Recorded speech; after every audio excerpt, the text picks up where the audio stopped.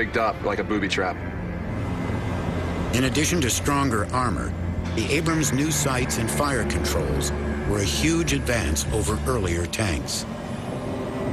In combat, a tank's crew lives or dies by its ability to see and shoot the enemy before they can be spotted. In an Abrams, the tank commander and loader can stand to scan the horizon. But once the hatches close, the tank becomes a sealed armored box. To check around the tank, the commander gains a 360-degree view through 6 rectangular periscopes. He can also look through the gunner's sights, which have both optical and thermal imaging. The thermal option detects radiant heat through fog, dust, and darkness.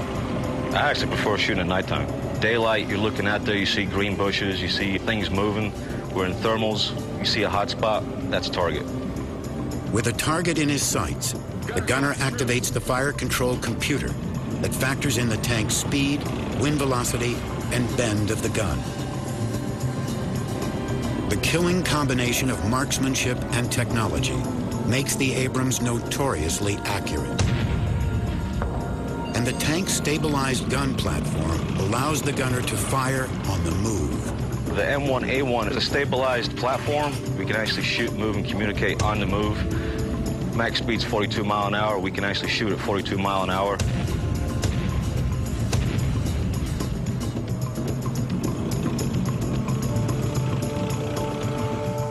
And when the sun goes down and temperatures drop at 29 palms, the Abrams is at its deadliest. Tank crews undergo one of the hardest tests, facing moving targets and both offensive and defensive scenarios.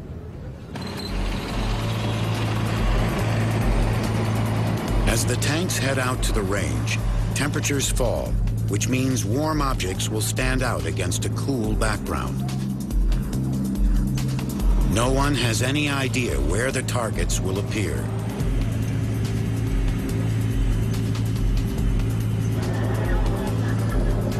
The exercise is controlled from a tower where Bravo Company Commander Captain David Wileman monitors the crew's night fire performance, watching them with high-powered infrared equipment.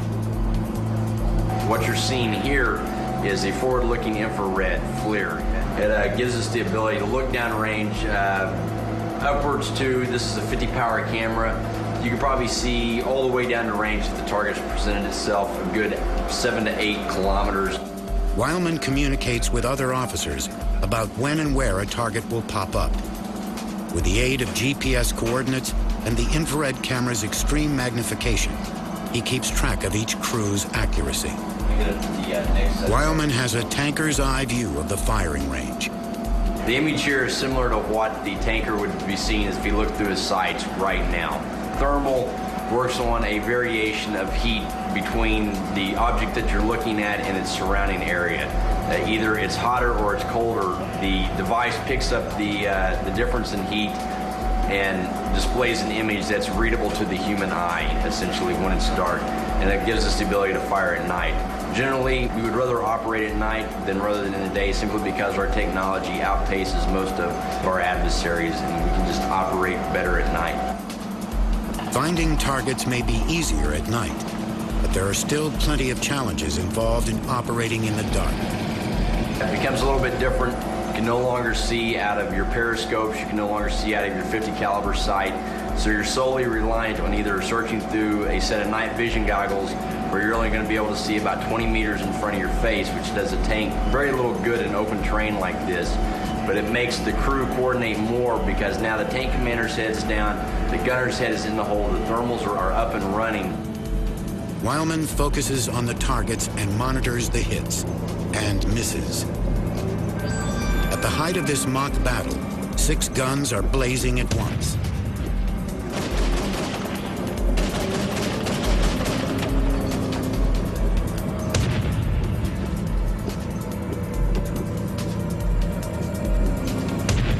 After 1 hour, they hit 20 targets.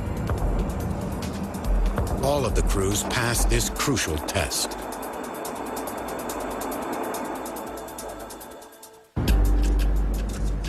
Battle-tested, the Abrams has gone head-to-head with a wide variety of tanks, swapping shot for shot and always coming out on top. One advantage that makes it so formidable is armor. Exact details are classified, but it is known that the armor consists of layers of highly advanced materials. A steel shell forms the outer layer, with large slabs of ceramic underneath. The Abrams also has a layer or rods of depleted uranium, adding even greater strength than steel alone. The last layer is Kevlar, reducing the chance of spalling, which happens when splinters and pieces break away from blocks of metal or ceramic. The Abrams was designed so that its crew could survive even a deadly strike.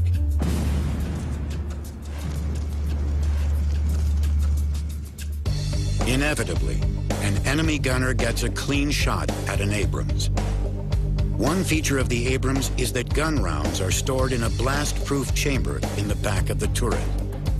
Pressure on the top of the chamber blows the doors outward, and the force of the blast is directed away from the crew.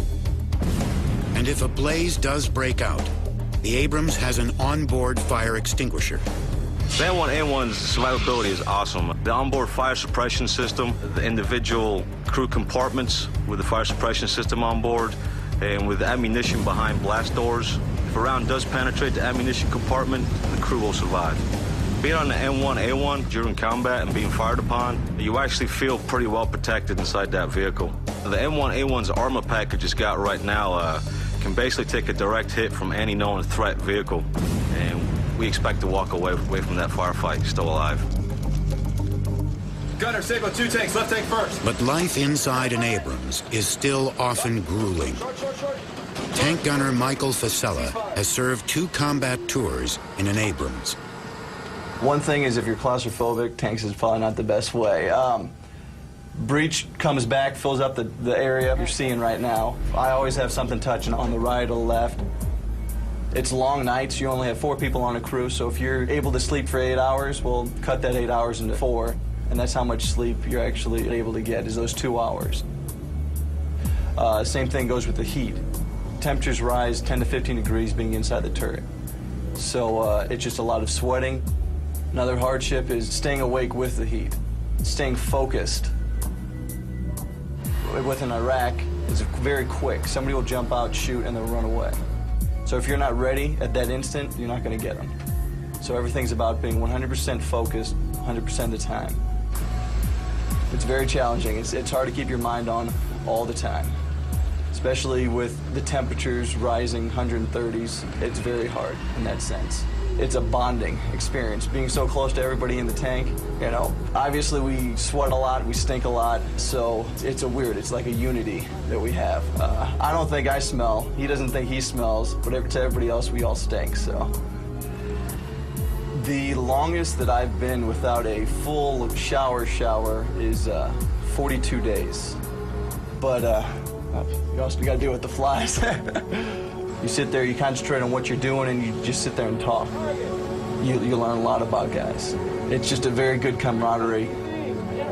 I wouldn't trade it for nothing. It's great.